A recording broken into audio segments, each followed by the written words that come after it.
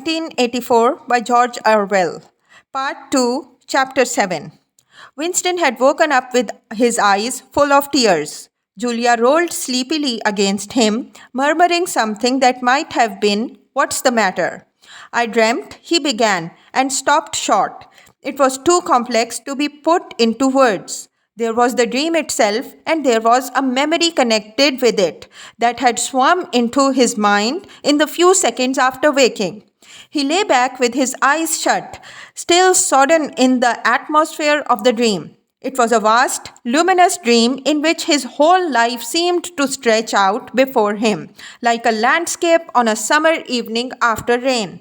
It had all occurred inside the glass paperweight, but the surface of the glass was the dome of the sky, and inside the dome everything was flooded with clear, soft light in which one could see into interminable distances.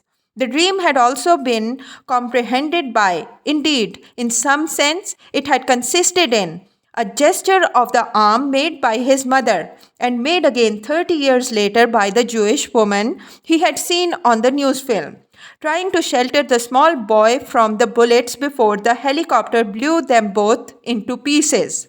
"Do you know," he said, "that until this moment I believed I had murdered my mother." "Why did you murder her?" said Julia, almost asleep. "I didn't murder her, not physically."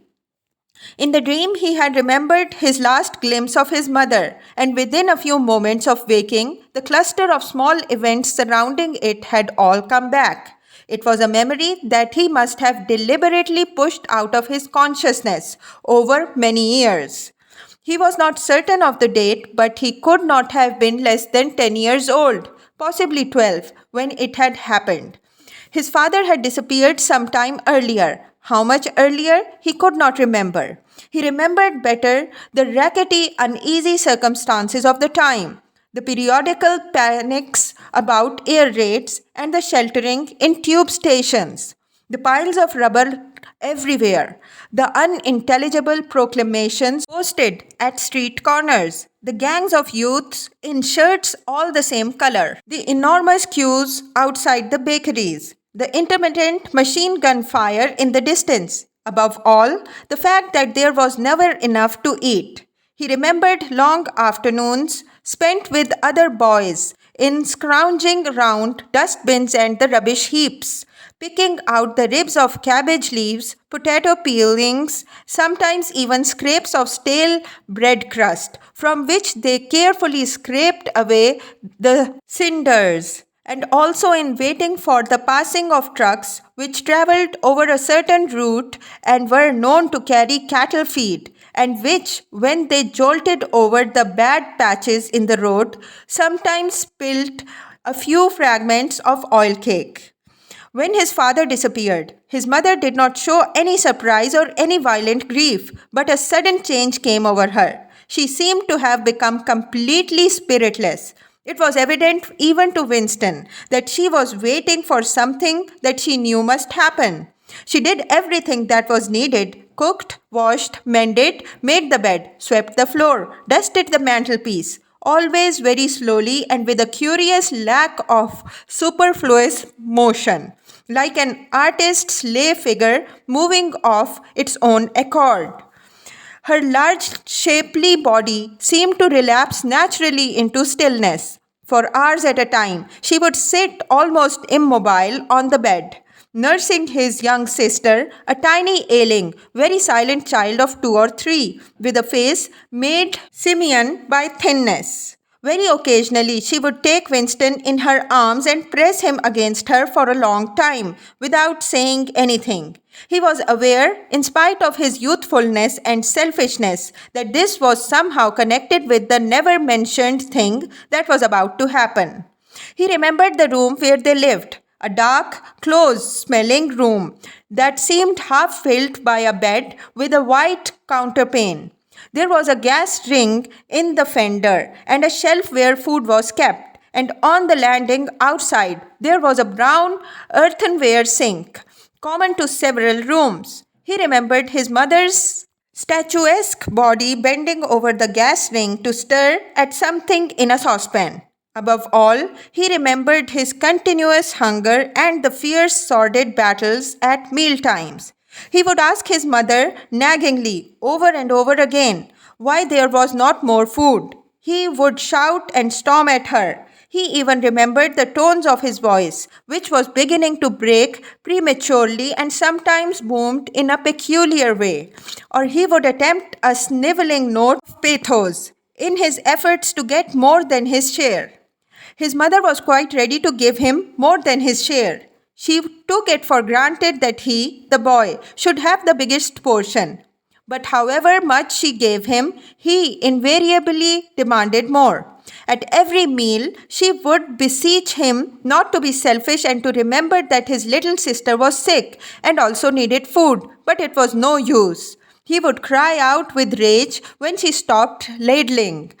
He would try to wrench the saucepan and spoon out of her hands. He would grab bits from his sister's plate. He knew that he was starving the other two, but he could not help it. He even felt that he had a right to do it. The clamorous hunger in his belly seemed to justify him. Between meals, if his mother did not stand guard, he was constantly pilfering at the wretched store of food on the shelf. One day, a chocolate ration was issued. There had been no such issue for weeks or months past. He remembered quite clearly that precious little morsel of chocolate. It was a 2-ounce slab. They still talked about ounces in those days, between the three of them. It was obvious that it ought to be divided into 3 equal parts. Suddenly, as though he were listening to somebody else, Winston heard himself demanding in a loud, booming voice that he should be given the whole piece. His mother told him not to be greedy. There was a long, nagging argument that went round and round, with shouts, whines, tears, remonstrances, bargainings. His tiny sister, clinging to her mother with both hands, exactly like a baby monkey, sat looking over her shoulder at him with large, mournful eyes.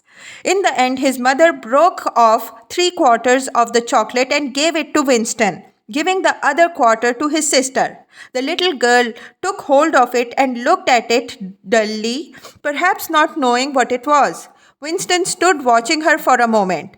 Then, with a sudden swift spring, he had snatched the piece of chocolate out of his sister's hand and was fleeing for the door. "Winston! Winston!" his mother called after him. "Come back! Give your sister back her chocolate!" He stopped but did not come back. His mother's anxious eyes were fixed on his face. Even now he was thinking about the thing. He did not know what it was that he was on point of happening. His sister, conscious of having been robbed of something, had set up a feeble wail. His mother drew her arm round the child and pressed its face against her breast. Something in the gesture told him that his sister was dying. He turned and fled downstairs with the chocolate growing sticky in his hand. He never saw his mother again. After he had devoured the chocolate, he felt somewhat ashamed of himself and hung about in the streets for several hours, until hunger drove him home. When he came back, his mother had disappeared. This was already becoming normal at this time. Nothing was gone from the room except his mother and his sister. They had not taken any clothes, not even his mother's overcoat. To this day, he did not know with any certainty that his mother was dead. It was perfectly possible that she had merely been sent to a forced labor camp. As for his sister, she might have been removed, like Winston himself, to one of the colonies for homeless children. Reclamation Center, they were called, which had grown up as a result of civil war, or she might have been sent to the labor camp along with his mother, or simply left somewhere or other to die.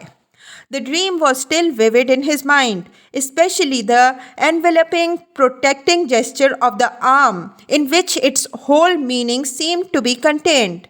His mind went back to another dream of 2 months ago. Exactly as his mother had sat on the dingy, white quilted bed, with the child clinging to her, so she had sat in a sunken ship, far underneath him, and drowning deeper every minute. but still looking up at him through the darkening water. He told Julia the story of his mother's disappearance. Without opening her eyes, she rolled over and settled herself into a more comfortable position. I expect you were a beastly little swine in those days, she said indistinctly. All children are swine. Yes, but the real point of the story. From her breathing, it was evident that she was going off to sleep again. He would have liked to continue talking about his mother. He did not suppose, from what he could remember of her, that she had been an unusual woman, still less an intelligent one. And yet she had possessed a kind of nobility, a kind of purity, simply because the standards that she obeyed were private ones. Her feelings were her own and could not be altered from outside. It would not have occurred to her that an action which is ineffectual thereby becomes meaningless. If you loved someone, you loved him, and when you had nothing else to give, you still gave him love.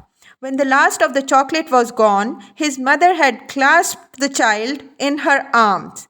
It was no use. It changed nothing. It did not produce more chocolate. It did not avert the child's death or her own, but it seemed natural to her to do it. The refugee woman in the boat had also covered the little boy with her arm, which was no more use against the bullets than a sheet of paper. The terrible thing that the party had done was to persuade you that mere impulses, mere feelings were of no account, while at the same time robbing you of all the power over the material world. When once you were in the grip of the party, what you felt or did not feel. What you did or refrained from doing made literally no difference. Whatever happened to you vanished, and neither you nor your actions were ever heard of again. You were lifted clean out of the stream of history, and yet to the people of only 2 generations ago, this world would not have seemed all important, because they were not attempting to alter history. They were governed by private loyalties which they did not question. What mattered were individual relationships and a completely helpless gesture, an embrace, a tear, a word spoken to a dying man could have value in itself. The paroles, it suddenly occurred to him, had remained in this condition. They were not loyal to a party or to a country or an idea. They were loyal to one another. For the first time in his life, he did not despise the paroles or think of them merely as an inert force which would one day spring to life and regenerate the world. The paroles had stayed human. They had not become hardened inside. They had held on to the primitive emotions which he himself had to relearn by conscious effort. And in thinking this, he remembered without apparent relevance how a few weeks ago he had seen a severed hand lying on the pavement and had kicked it into the gutter as though it had been a cabbage stalk. The paroles are human beings, he said aloud. We are not human. Why not? Said Julia, who had just woken up again. He thought for a little while. Has it ever occurred to you, he said, that the best thing for us to do would be simply to walk out of here before it's too late and never see each other again?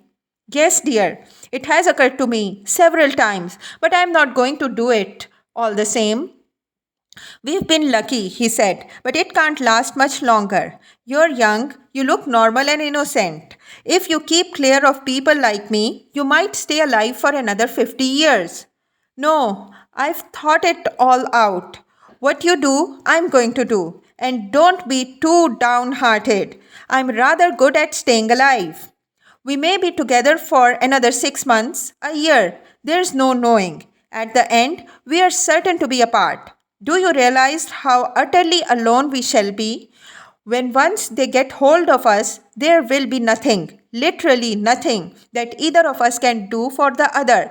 If I confess, they'll shoot you, and if I refuse to confess, they'll shoot you just the same. Nothing that I can do or say, or stop myself from saying, will put off your death as much as 5 minutes. Neither of us will even know whether the other is alive or dead. We shall be utterly without power of any kind. The one thing that matters is that we shouldn't betray one another, although even that can't make the slightest difference. If you mean confessing, she said, we shall do that right enough. Everybody always confesses, you can't help it, they torture you. I don't mean confessing. Confession is not betrayal. What you say or do doesn't matter, only feelings matter. If they could make me stop loving you, that would be the real betrayal. She thought it over. They can't do that, she said finally. It's the one thing they can't do. They can't make you say anything, anything, but they can't make you believe it. They can't get inside you. No, he said a little more hopefully. No, that's quite true. They can't get inside you. If you can feel that staying human is worthwhile, even when it can't have any result whatever, you've been beaten them.